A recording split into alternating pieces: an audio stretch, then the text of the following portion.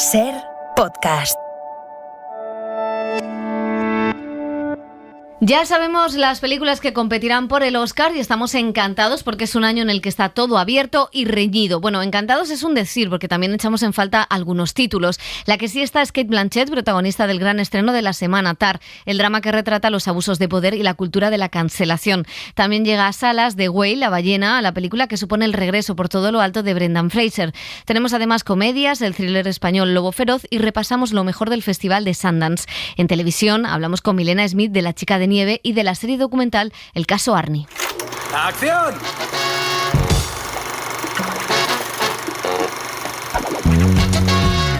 El cine en la Ser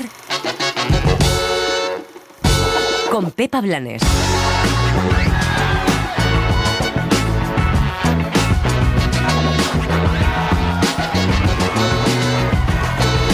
Cate Blanchett firma una de las interpretaciones de la temporada con Tar, una película sobre el abuso de poder en la era post-Me Too, donde la actriz es una tóxica directora de orquesta. Tú no puedes empezar sin mí.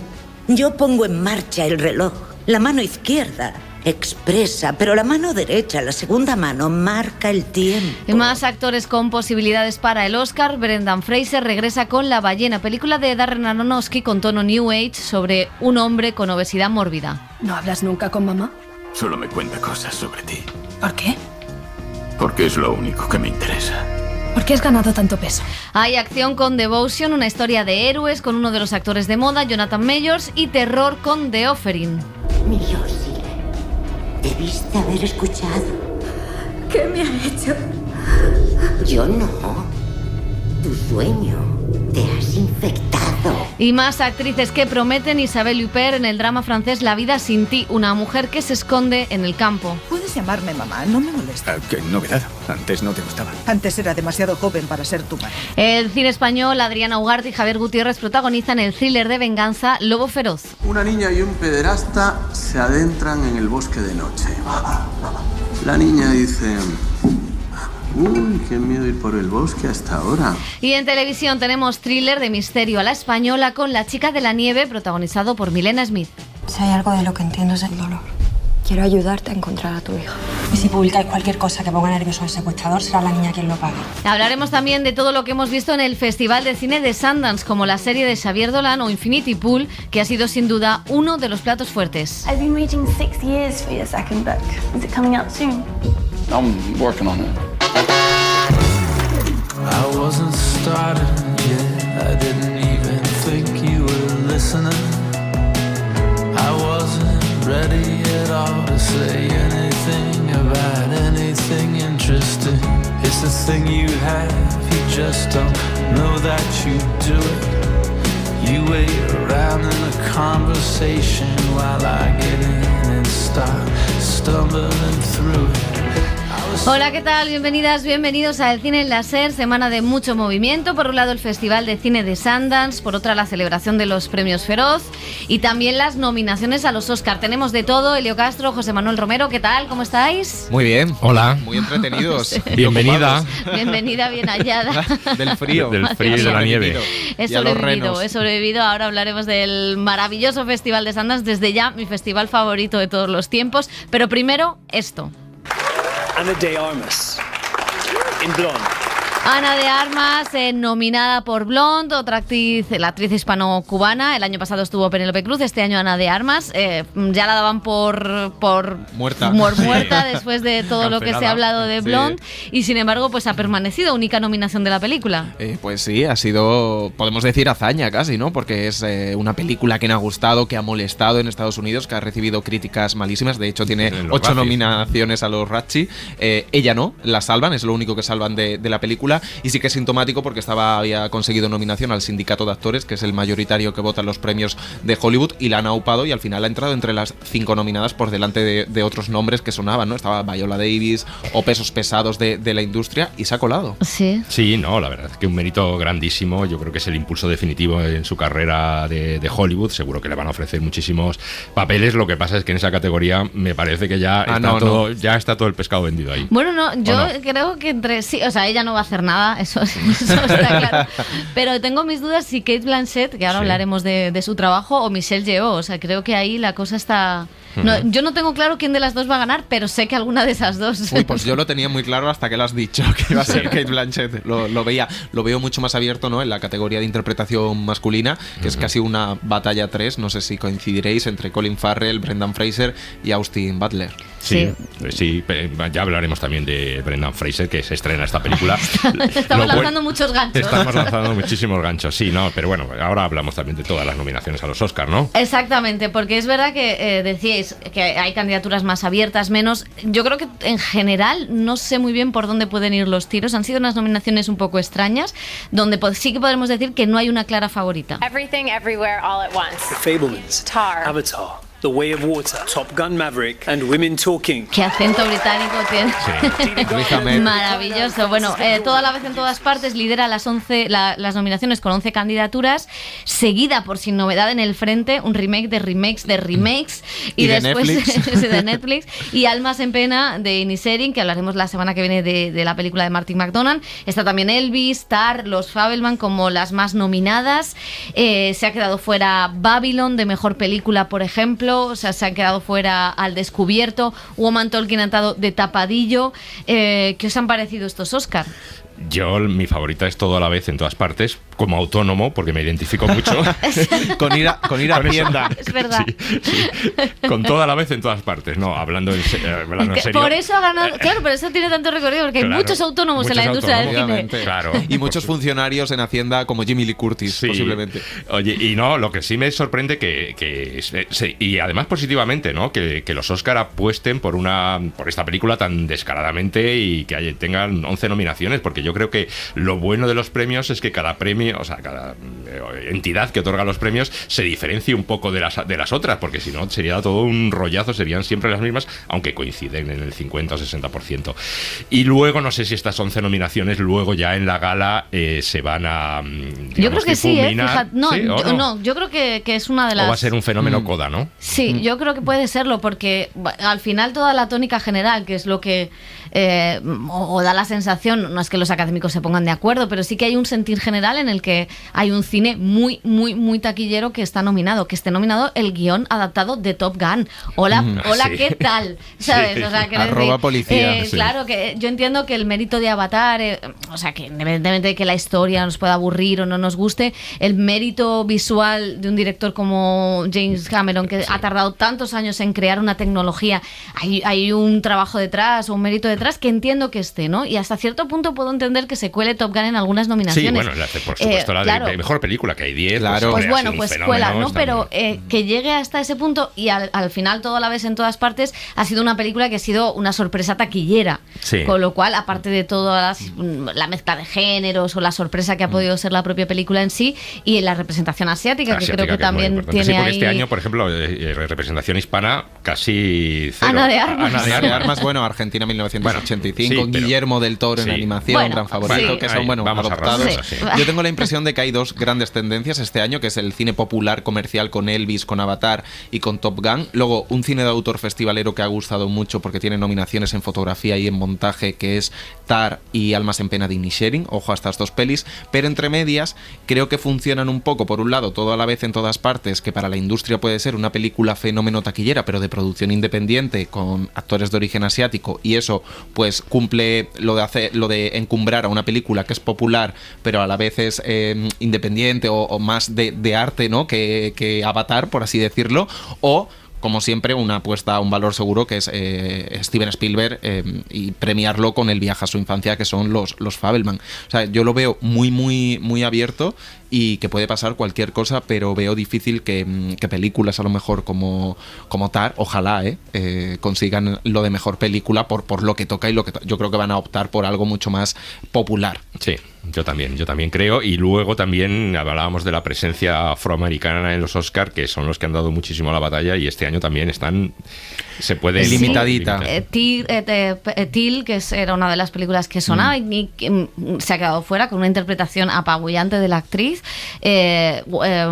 También se ha Angela creado... Bassett. Sí, claro, que pero, es la primera de Marvel, que también claro, es una integración de ese universo. que casi es un premio a la carrera, ¿no? Que otra cosa, no lo sé, o sea, sí que se ha difuminado. Da la sensación de que cada año tienen una reivindicación diferente, ¿no? Sí, una política y que las causas pasan de moda porque tampoco hay directoras. No. O sea, yo puse un tuit un poco explícito, pero es verdad que no hay ninguna directora venimos de un recorrido donde ha ganado el Oscar Chloe Zhao, ¿no? O sea que de repente, o donde ha habido mucha protesta por el Me Too y de repente las películas que hablan del Me Too quedan al margen, ¿no?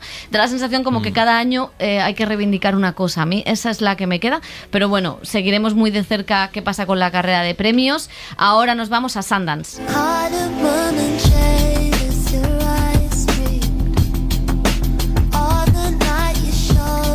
Y decíamos que hemos estado esta semana por Park City, en Utah, un estado donde se puede llevar armas, pero al cine te recomendaban no meterla. Leo Castro. Nada, sí. No, hay detector de armas solo. Imagínate mi llegada al ver esa pancarta de no traigas tu arma al cine. Y yo, bueno, igual a los pases de prensa había que empezar a llevarlas. Bueno, allí se celebra cada año el Festival de Sundance, certamen hipster, moderno, donde los haya, que tiene varias características: ser un filón para las plataformas, que han comprado muchísimo allí, descubrir nuevos talentos y también mostrar historias diversas que a veces pues los grandes estudios olvidan. Si os parece, os doy algunos títulos que podéis apuntar para la temporada que van a estar en boca de todos. Mira, el primero de todos es Past Life. Es una película de una directora americana de origen coreano, Celine Song, y que es la reactualización de este drama romántico hipster de parejas que no acaban de encajar, ¿no? Pero con la cuestión de la inmigración, del idioma metida por medio. De hecho, la película es muy curioso porque dialoga con Olvídate de mí, que es, digamos, Charlie Kaufman, el guionista que traumatizó a una generación románticamente hablando. Pues es como darle una vuelta a aquella película. Ha gustado muchísimo. Solo se podía ver presencial, no estaba disponible para los acreditados online. Y creo que va a estar en la Berlinale, en la sección oficial. Dicen las malas lenguas. No, lo han anunciado ya. Vale. El jet lag no... Sí.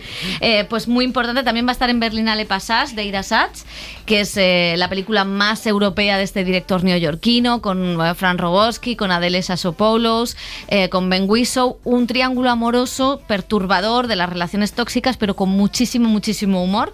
También muy divertida. Hemos visto el documental de Brooke Shields o el documental de Michael J. Fox, dos estrellas que se desnudan y cuentan cómo han sido sus carreras. Una marcada por el Parkinson y la otra pues marcada por los abusos, más que los abusos en la industria, la sexualización de qué guapa es Brooke Shields. O sea, es que no podía parar de pensar viendo ese documental lo bella que era y cómo la madre la explotaba. Bueno, es tremendo ese documental, que os recomiendo muchísimo. Yo lo voy a ver seguro, porque vamos, crecí con Brooke Shields. Y hablando de documentales, muy bonito el nuevo documental de Maite Alberdi, la directora de La Gente Topo, que ha hecho en The Eternal Memory, pues sigue a una pareja, él con Alzheimer, y entonces cómo a través de esa memoria individual habla de la memoria histórica del Chile de Pinochet y demás. Precioso el documental. Con lo que nos gustó La Gente Topo, este es de los que me apunto. Este lo producen los Larraín, que tienen también mucho ojo comercial. Hemos visto mucho cine latino: Casandro, de Gael García Bernal, La Pecera, que es una película con producción española. Hemos visto también los Nepo Babies, Infinity Pool, de Brandon Cronenberg, que la verdad que copia cosas del estilo de su padre, pero es mucho más perturbador. Este es más sexual. Fíjate, hay una generación será que... la edad. Será la edad que es más sexual. Interesante lo que propone, pero va a ser una película de estas que divida también mucho. También está lo que ha dirigido la hija de Jane Campion, otra Nepo Baby. En fin. Y también hemos estado allí con Kitty Mamber y Patricia Ortega, actriz y directora de Mama Cruz, que es la película española de este festival sobre el deseo de nuestras abuelas. El motor es ese, ¿no? Que ella, por una casualidad, entra en contacto con el mundo erótico e incluso pornográfico y bueno, nace en ella o revive en ella un deseo que no está dispuesta a abandonar, ¿no? Y ahí vienen los problemillas. Entonces Mama Cruz creo que es una oda a los chochos empoderados. ¿Eso qué quiere decir? Me encanta. Que cuando nuestro chocho se convierte en sujeto de su propio deseo y dice, basta ya, yo voy a buscar lo que yo quiero y voy a ser feliz y voy a dejar de estar al servicio de los demás para ser libre y para encontrar la libertad, entonces ahí la vida cambia. El cine en la SER con Pepa Blanes.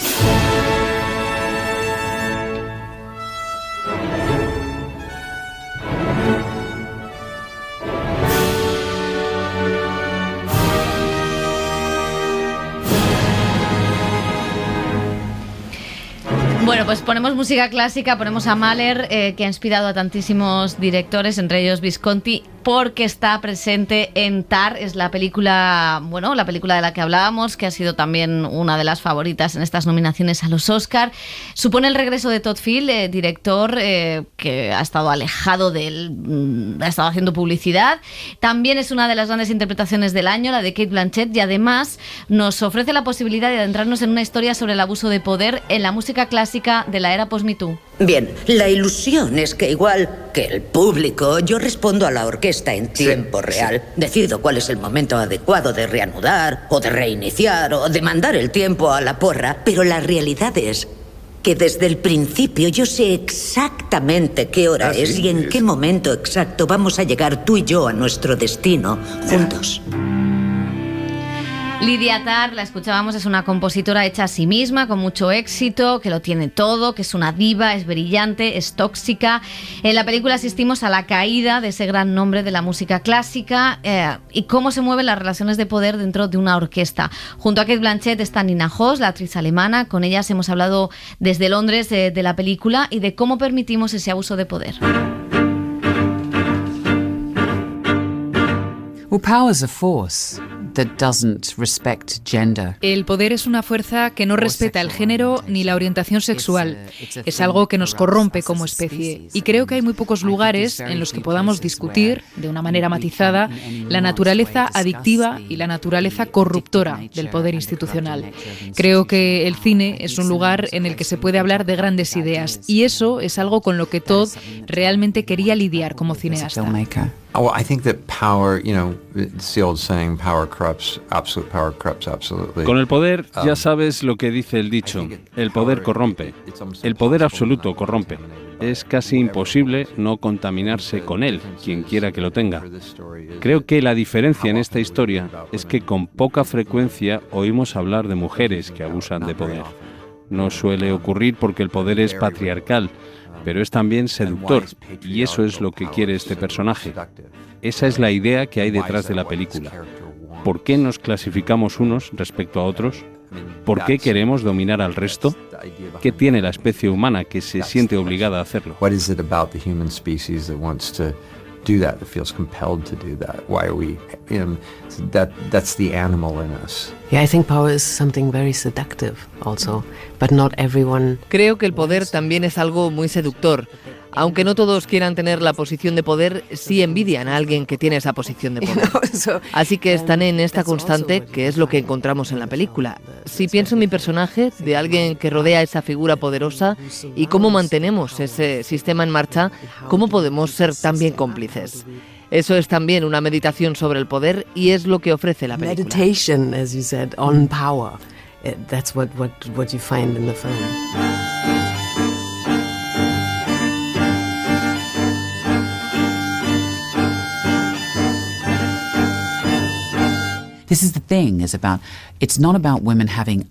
Esto es lo que pasa, no se trata de que las mujeres tengan su momento, se trata de igualdad, pero la película no trata de eso en absoluto, porque el género del personaje es secundario. Se trata mucho más de examinar el poder como fuerza, independientemente del género de una persona.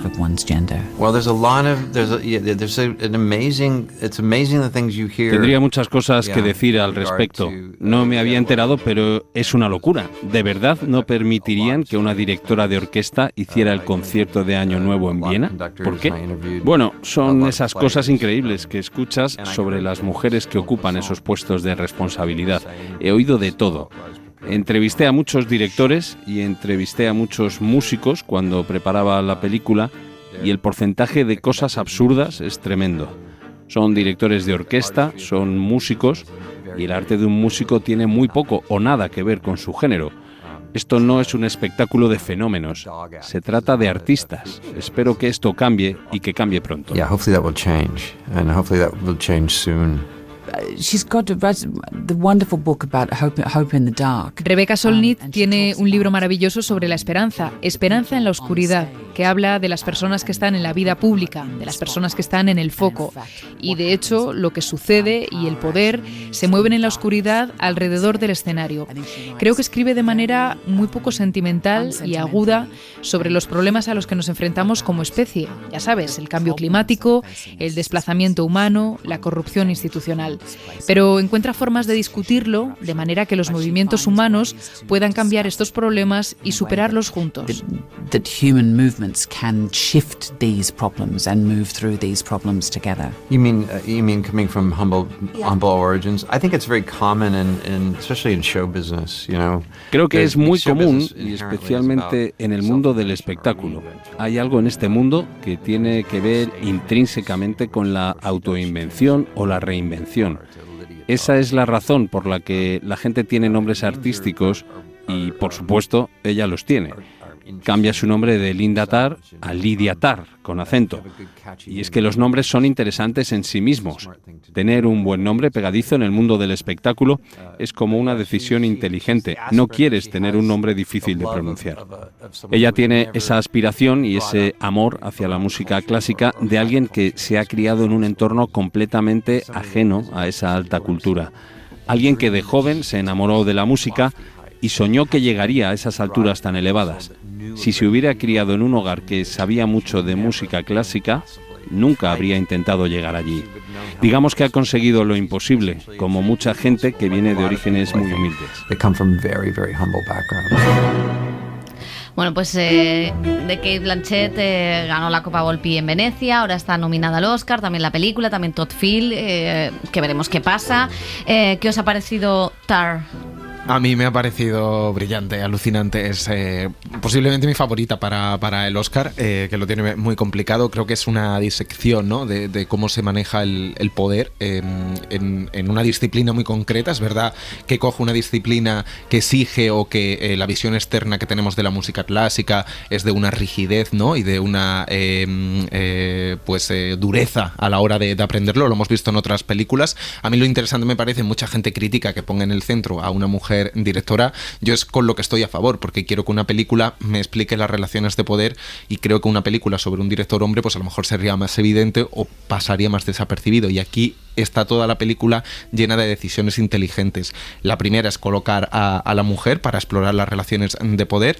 La segunda es cómo está construida la película y el guión, dejándolo todo el peso en Cate Blanchett, pero el guión es fantástico, y cómo ella va con todo, y cómo va diseccionando, ¿no?, lo fantasmal, porque hay una parte de la película en la que pues están ahí pululando sus comportamientos, sus acusaciones de una forma más evidente, otras formas más enmascarada de cómo puede ser esta sumisión del poder, y cómo se va desarrollando toda la película hasta un final que incluso te perturba en cierto sentido, porque no sabes hacia dónde te lleva, o si lo que has visto te lo tienes que creer o no. Y eso nos conecta con el debate también de la cultura de la cancelación, si existe cultura de la cancelación o no, si siempre hay una salida para los supuestamente cancelados, qué salida es, si es una salida deshonrosa o humillante o no. O sea, da para mucho debate la película después, pero la puesta en escena, la edición de sonido, el montaje que tiene la película, y cómo ella, como una fuerza sobrenatural, encarna a esta mujer convencida y también un poco no consciente de todo lo que hace,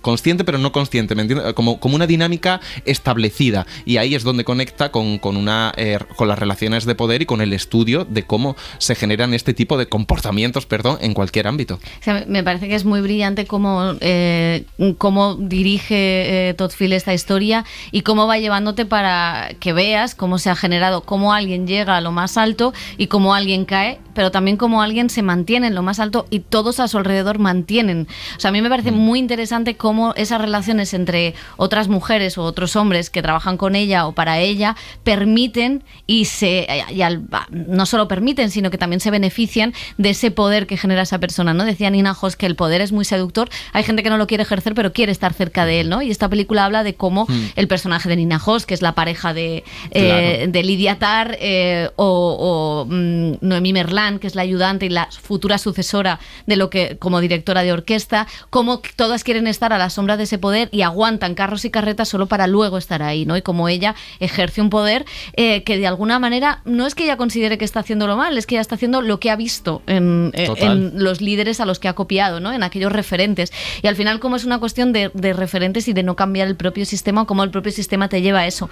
Sí que ha sentado mal que sea una mujer porque, claro, lo que decían las directoras de orquesta...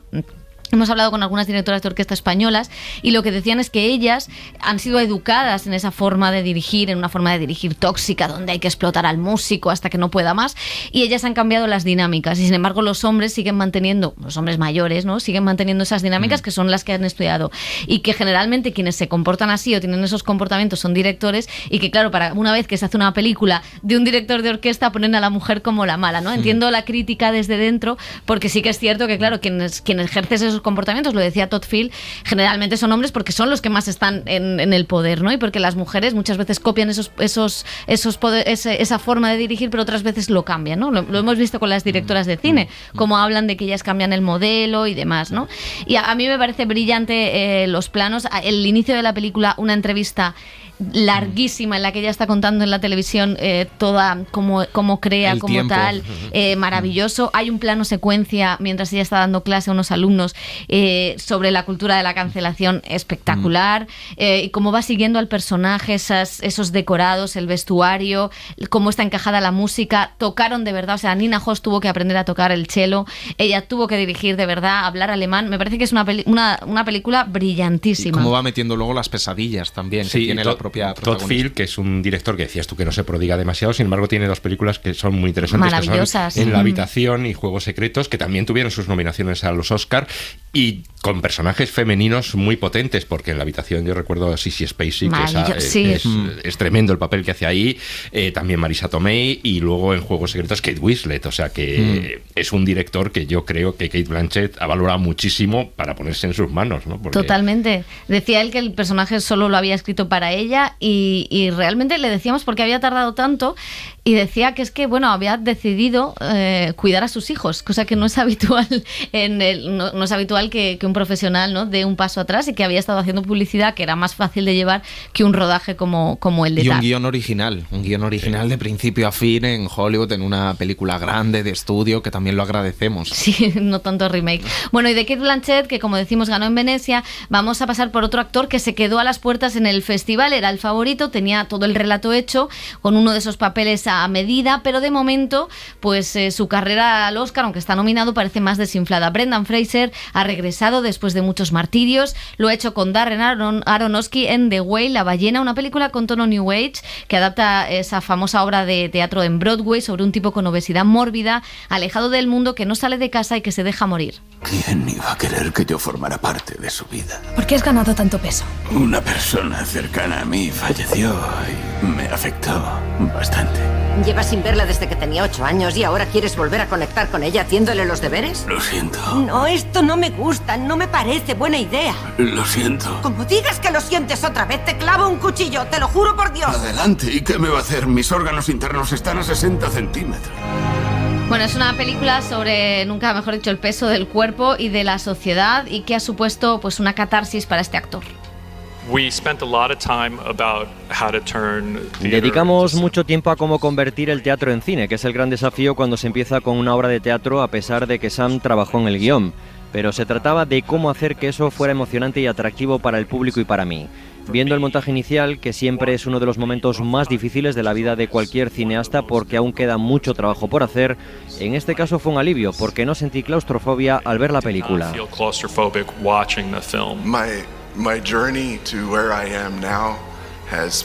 Mi viaje hasta donde estoy ahora ha consistido en explorar tantos personajes como he podido, y así se me presentó el mayor desafío que quería. De lejos, creo que Charlie es el hombre más heroico al que he interpretado, porque su superpoder es ver lo bueno en los demás y sacar eso a relucir en él. Y en ese proceso está su propio camino de salvación.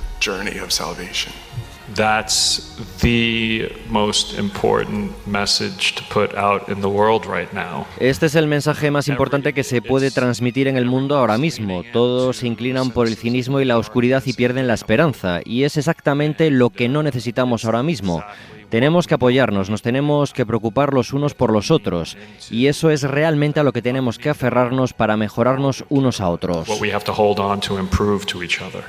I needed to learn to absolutely move. Necesitaba aprender a moverme de una manera absolutamente nueva. Desarrollé músculos que no sabía que tenía. Incluso sentía vértigo cuando al final del día me quitaban todas las prótesis y sentía una sensación ondulante. Y lo digo porque me hizo apreciar a las personas cuyo cuerpo es similar, porque aprendí que hay que ser una persona increíblemente fuerte física y mentalmente para vivir así. Y creo que eso también es Charlie.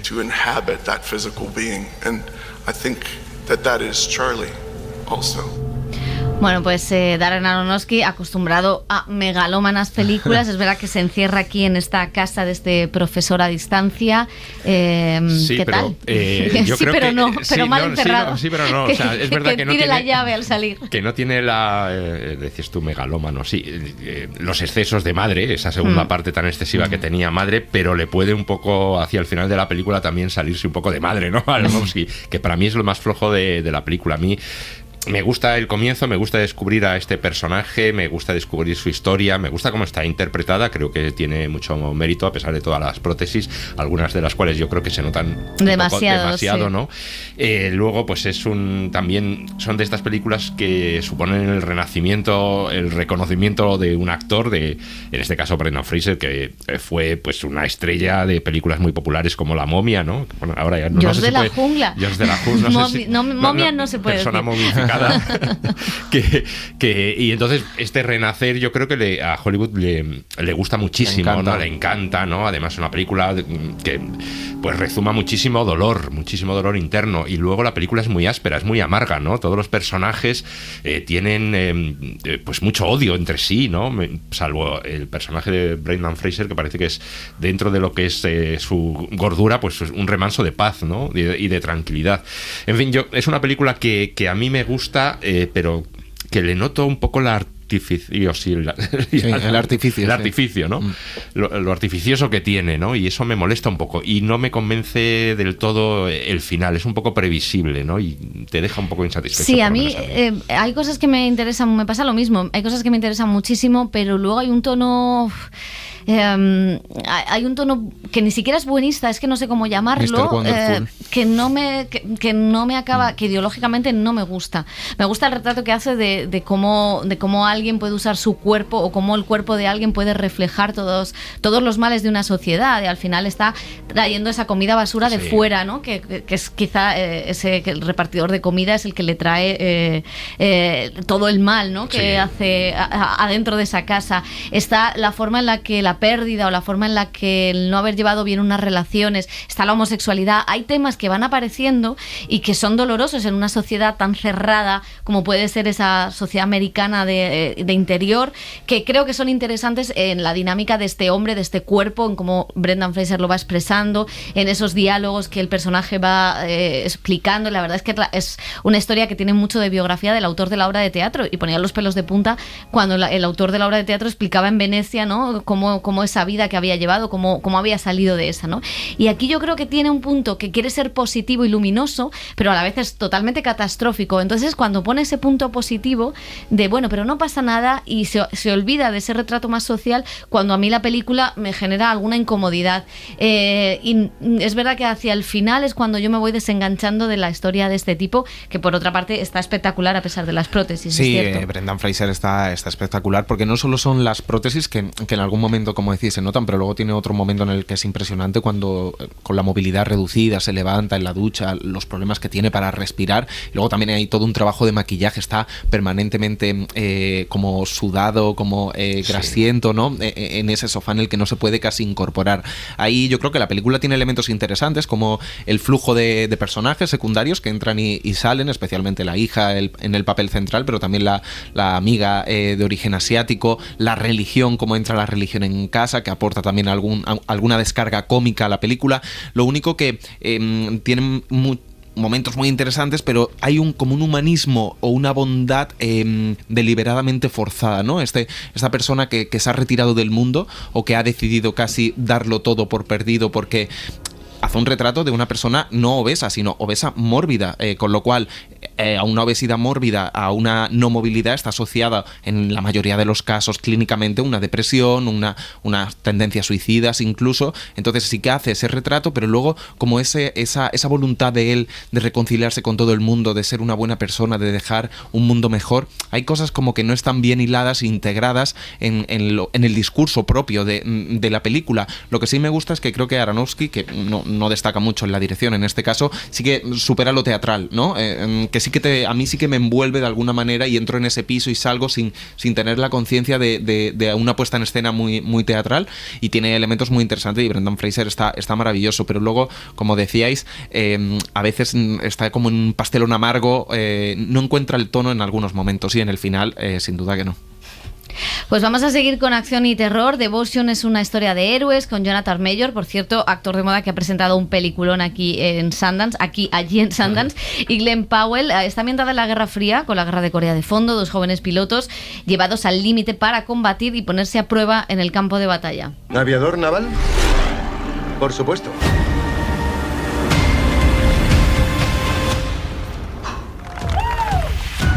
El mundo está cambiando. ¿Te imaginabas compartiendo escuadrón con un aviador de color? Teniente Tom Calner. Jesse Brown. Es un placer.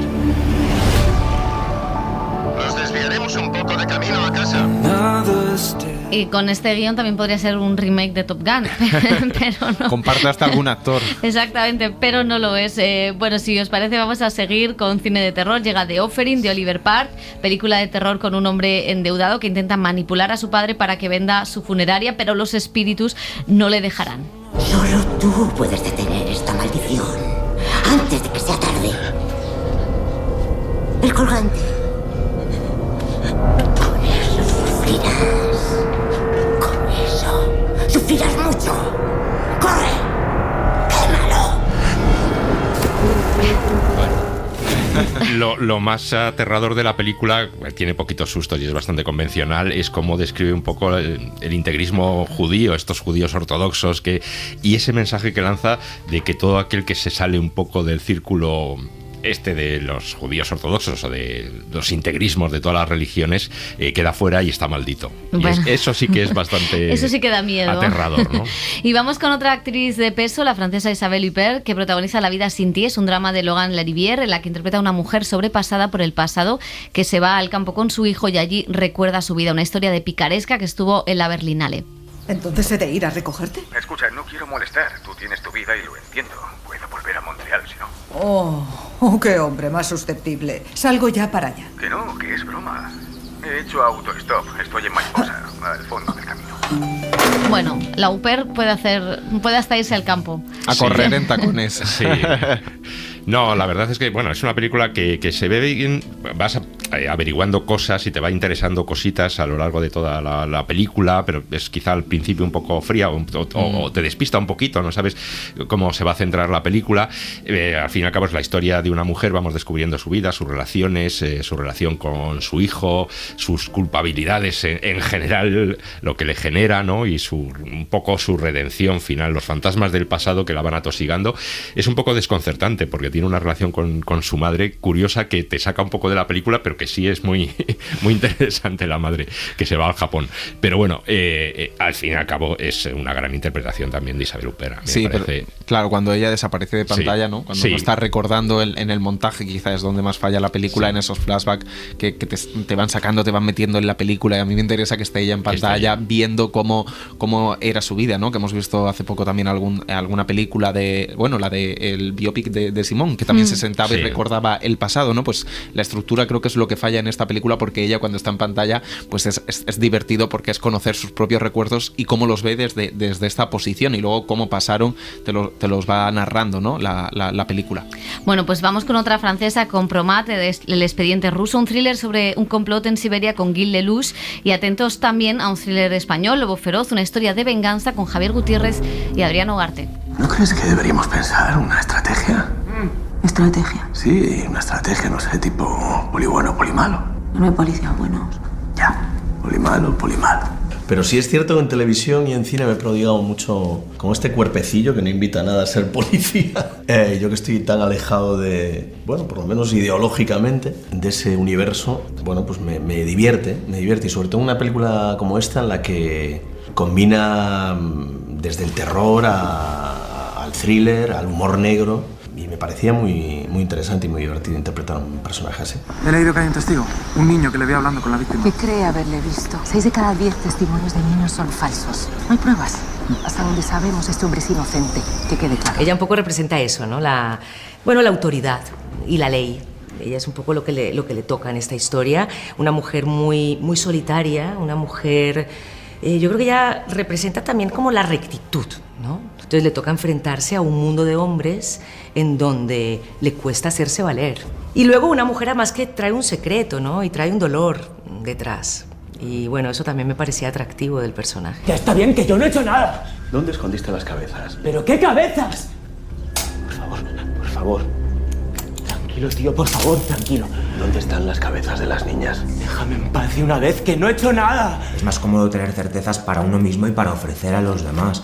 Y yo creo que, bueno, que parte de esto que les mueve a los personajes que buscan encontrar rápidamente un culpable tiene que ver con eso, ¿no? Tiene que ver con algo a lo que agarrarse de manera urgente. Esta historia la conoces.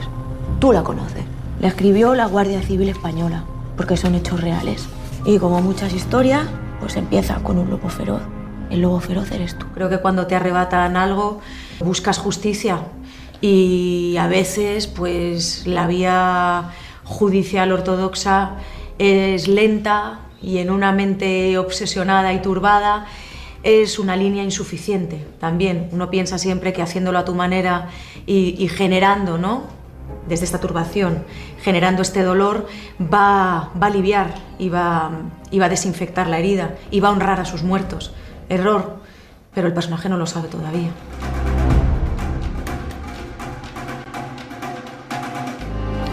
Bueno, ¿qué os ha parecido Lobo Feroz? Bueno, Javier Gutiérrez haciendo una vez más de policía. Además, yo le decía, eres Javier el Sucio, porque es un guardia civil que se toma la justicia por su mano, como Harry el Sucio, ¿no? Como el personaje de Clint Eastwood. Bueno, la película es entretenida y a mí quizá lo más interesante, bueno, está Rubén Ochandiano, está Juana Acosta también, y lo más interesante de la película es eso, que la necesidad que tiene una sociedad de encontrar rápidamente a un culpable, más ahora, ¿no? Con las redes sociales y con todo lo que los medios de comunicación, hay que buscar a un culpable sea como sea, y importa poco pues eso, la presunción de inocencia o seguir los cauces de una investigación policial correcta, ¿no? Y la película está basada además en una película israelí, pero es una versión más distinta. Muy castiza. Más castiza, tiene un humor negro que así desengrasa bastante porque es un caso de pederastia, de niñas desaparecidas, en fin. Bueno, pues es bastante desagradable, pero la película se deja ver y es entretenida. Bueno, pues vamos a terminar con Regreso a Raqqa, documental que recrea el secuestro de 19 periodistas y activistas que fueron capturados por el Estado Islámico, narrado por uno de ellos, el reportero Marc Marginedas, el primero en ser liberado. Yo no me arrepiento de nada. Creo que en la vida uno tiene que hacer las cosas porque cree que las tiene que hacer.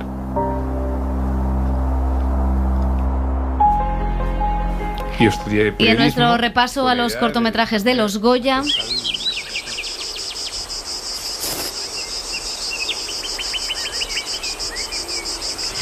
Escuchen esto porque es que esta semana proponemos Sorda. Es la primera película en lengua de signos en estar nominada a los premios de la Academia Española. Nuria Muñoz y Eva Libertad dirigen esta pieza sobre una pareja con una granja y a punto de ser padres, en la que ella es sorda y el oyente, y que utiliza el sonido para mostrar también la incomunicación.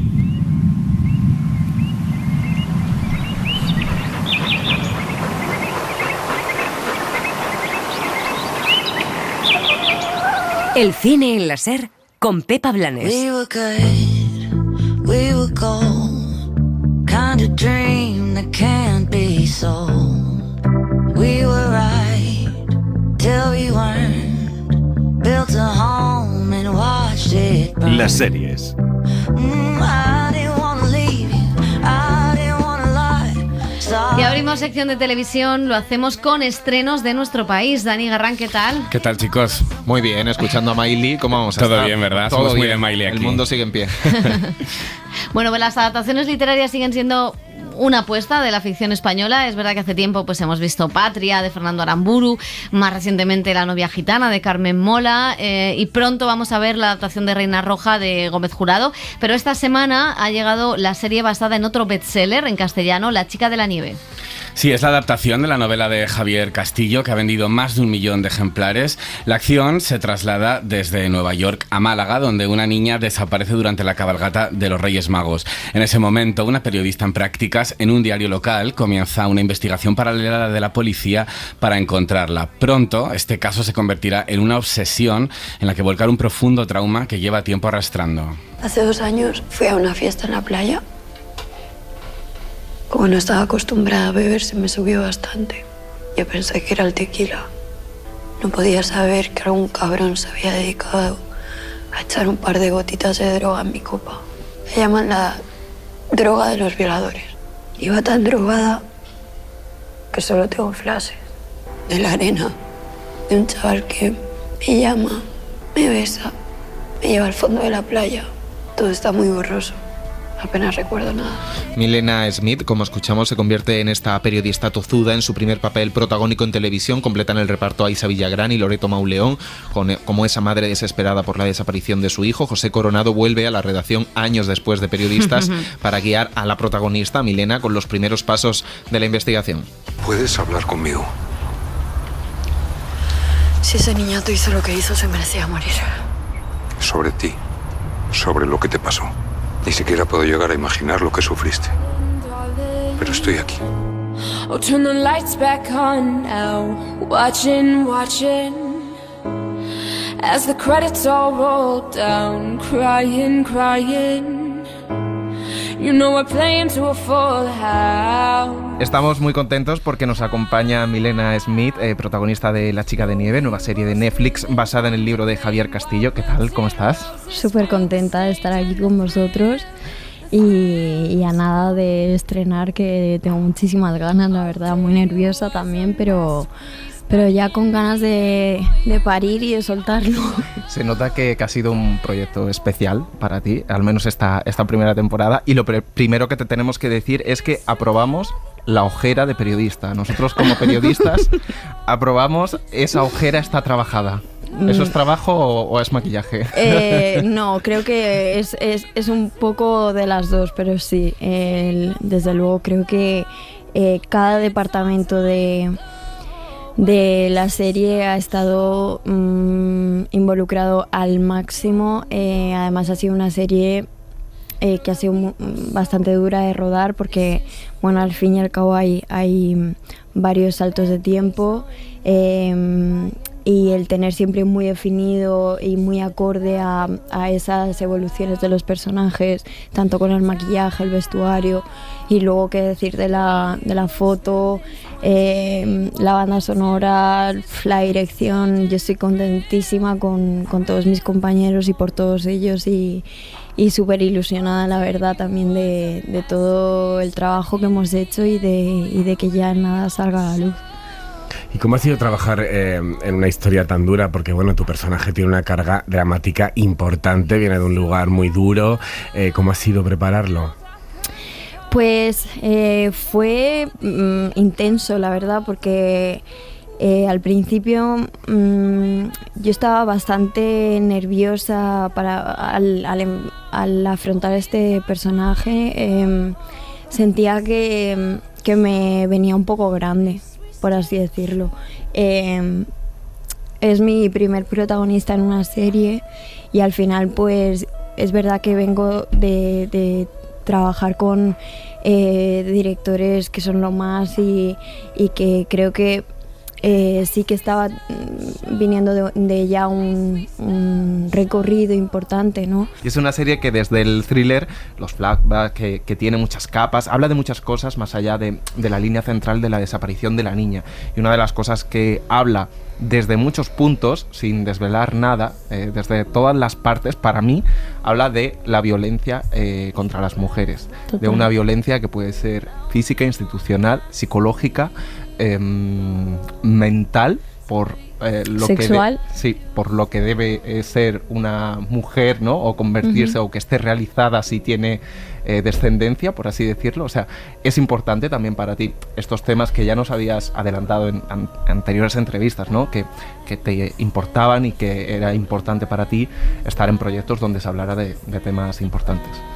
Desde luego, para mí creo que es de lo más importante al elegir un proyecto es sobre todo cuál es la historia que voy a contar y elegir muy bien el personaje, o sea, el poder darle voz a personajes que hoy en día la necesitan por todas esas minorías, ¿no? Y por toda la necesidad y la falta de visibilidad que a día de hoy, aunque estemos en el 2023, pues creo que todavía necesitamos seguir luchando y exigiendo cosas que no deberíamos y que hay muchas veces que nos paramos a pensar, joder, o sea, fíjate lo avanzados que estamos, ¿no? Con las tecnologías, y en cambio con la mentalidad y nos ponemos a ver pues todo este tipo de estadísticas de muertes por violencia machista, suicidios y demás situaciones y personas en una situación que no es tan privilegiada, ¿no? Y es sorprendente. A mí a día de hoy me sigue poniendo pues la piel de punta y creo que mientras que pueda siempre voy a estar dándole voz principalmente a este tipo de personas. Siempre me preguntan, joder, pero es que siempre haces de mujer traumatizada, no sé qué, y digo, bueno, pues para mí no es ni encasillarme ni nada, es que ojalá pues si puedo seguir dando voz a todas estas mujeres traumatizadas. Y también hay una diferencia, es decir, no es lo mismo una mujer claro, obvio. No, y que pues bueno, es que a lo mejor la historia de los relatos audiovisuales ha habido muchas mujeres víctimas y a lo mejor hay una mujer traumatizada que intenta revertir o intenta cambiar las cosas enfocándolas, como en este caso, ¿no? En la ayuda a la búsqueda de una niña, o sea, que cambia el punto de vista. Justo, y también siempre es como el simple hecho de estar empezando, de ser una becaria, de además ser mujer, además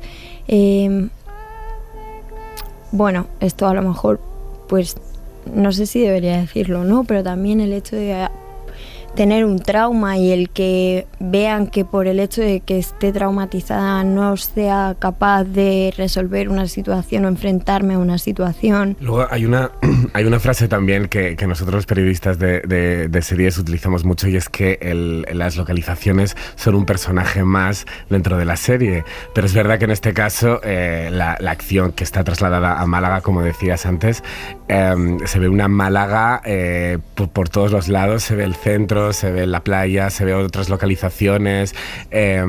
¿Cómo ha sido rodar en Málaga y qué aporta Málaga a esta historia? La verdad es que rodar en Málaga ha sido una maravilla.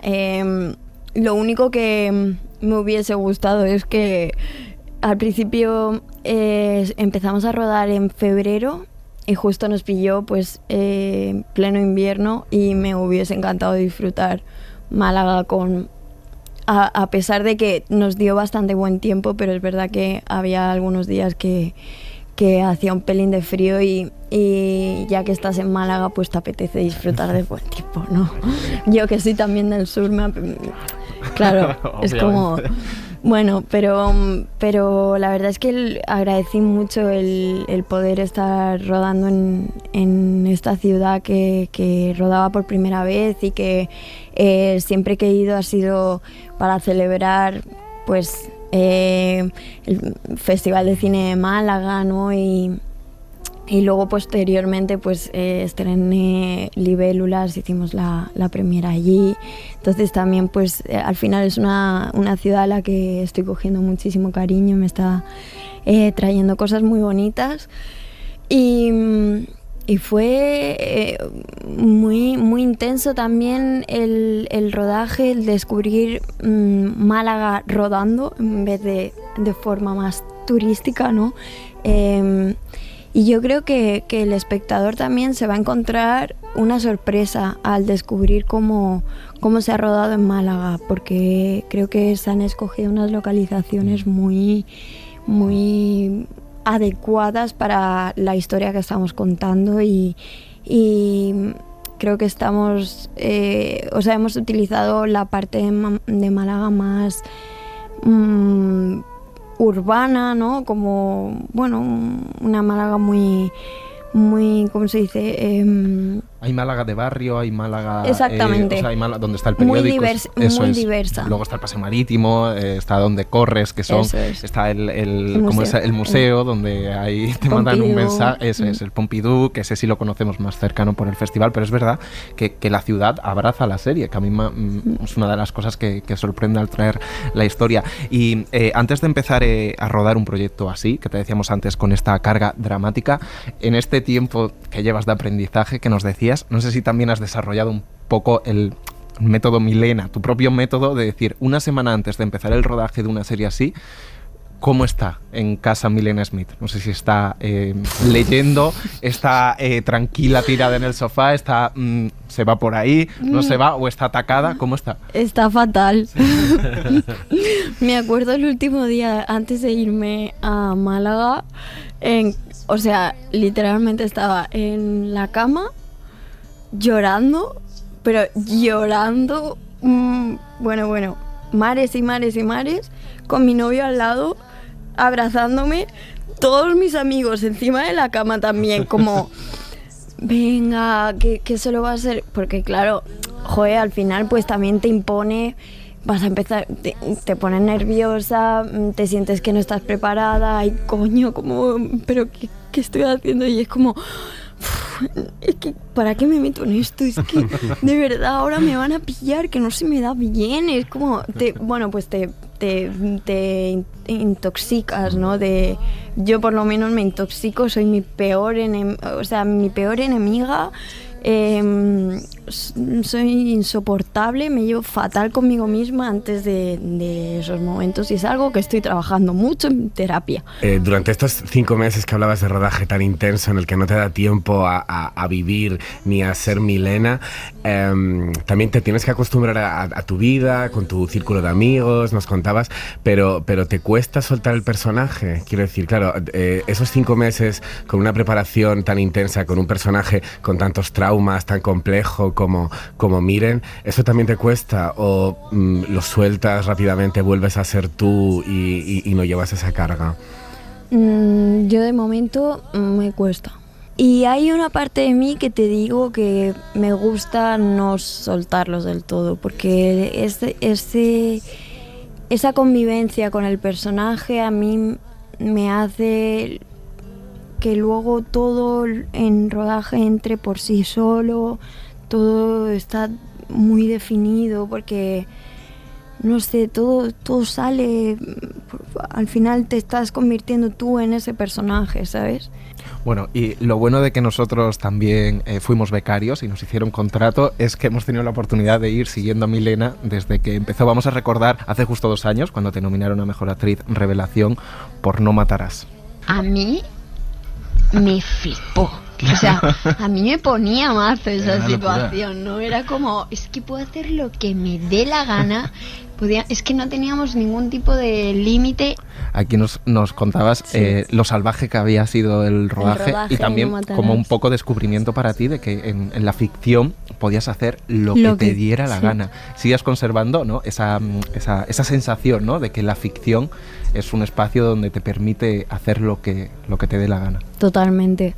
Es verdad que cada director es un mundo. Ahí yo acababa de rodar No Matarás y era mi primera película. No sé si ya había rodado con con alguien más, pero bueno, la verdad es que David es un director increíble. Estoy deseando volver a rodar con él. En plan, David, por favor, invéntate lo que sea, pero por favor. Además somos grandes amigos también y es verdad que, bueno, cada director pues tiene su forma de dirigir, su forma de entender un rodaje y a algunos les gusta dirigir más y tenerlo todo mucho más milimetrado, más controlado y hay otros que les gusta mucho más la espontaneidad y a ver qué sucede y que haya magia en el ambiente y si no, pues un par de tomas más espontáneas y un par de tomas más bajo la dirección de ellos, ¿no? Pero sí que yo sigo encontrando ese placer en ambas ocasiones, de hecho. Pues lo vamos a dejar aquí, esta charla tan chula que hemos tenido con Milena. No te vamos a preguntar por si va a haber segunda temporada de La Chica de Nieve. No sé ni yo, o sea bueno. Preguntar puedes preguntar. Que la gente vea los 6 capítulos y cuando termine opine si creen que puede haber segunda temporada. Lo que es súper importante es que la gente vea la serie, que la gente comparta mucho la serie, si les ha gustado y quieren que haya segunda temporada, que la compartan mucho, que hablen mucho de ella, que la recomienden mucho y así pues ojalá crucemos dedos y toquemos madera y nada, y ojalá haya segunda temporada porque a mí me haría muy feliz, la verdad. Muy bien. Eso. Nosotros también tenemos que seguir trabajando, así que haya segunda temporada para segunda entrevista. Todo beneficios para todos. Pues Milena Smith, un placer, como siempre. Muchísimas gracias a vosotros. Muchas gracias.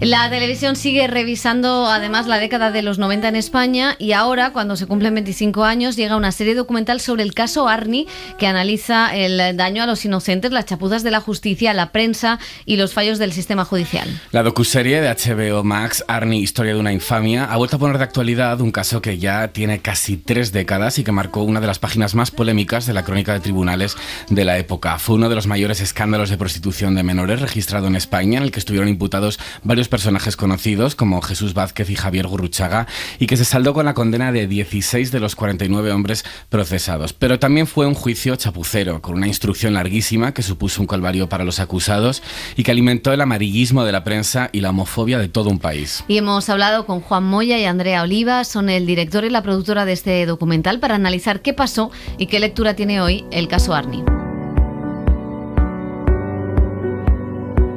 Quizá el mayor reto de este documental ha sido conseguir que los testimonios, que la gente participara. ¿Por qué? Porque tanto por unas partes como por otras, los que salieron absueltos como los acusadores tenían bastante que perder, al parecer.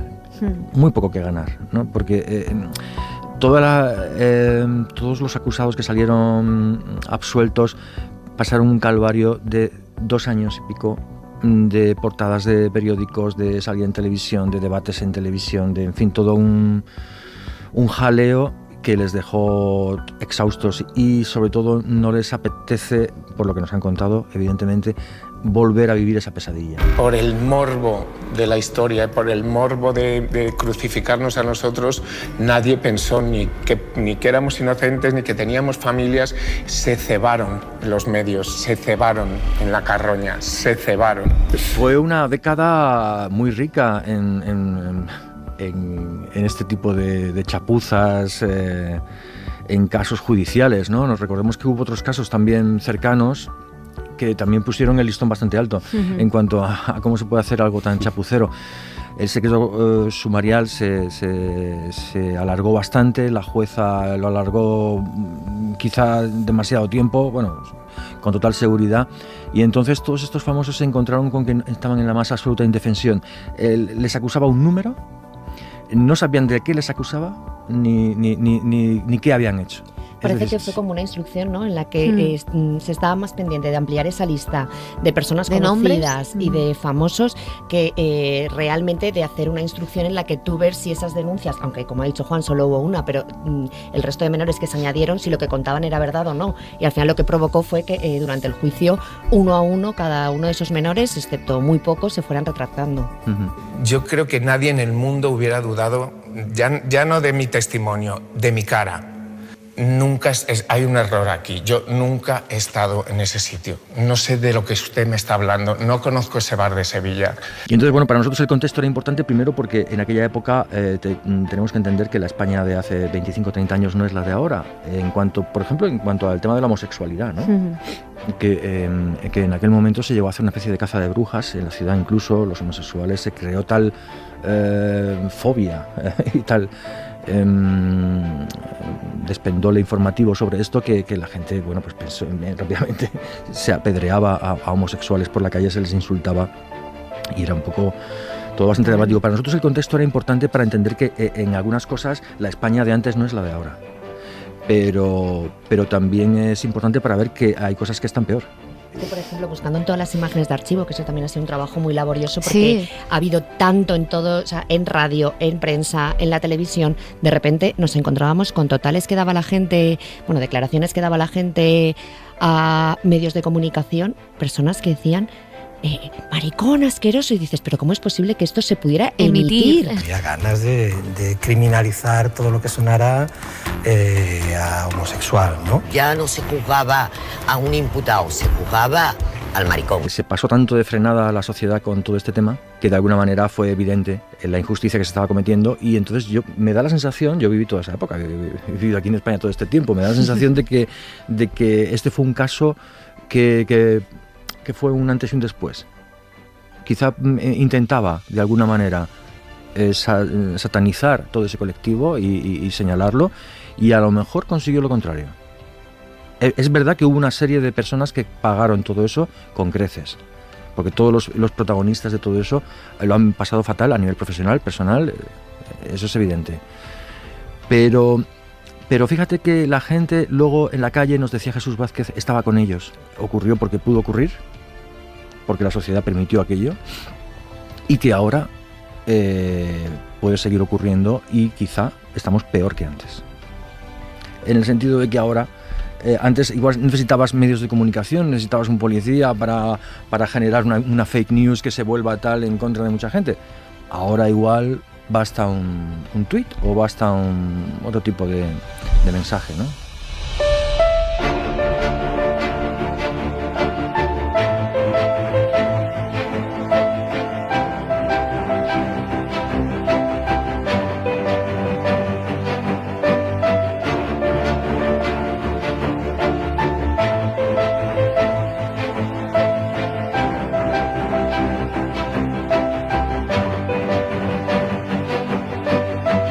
Suscríbete al Cine en la SER.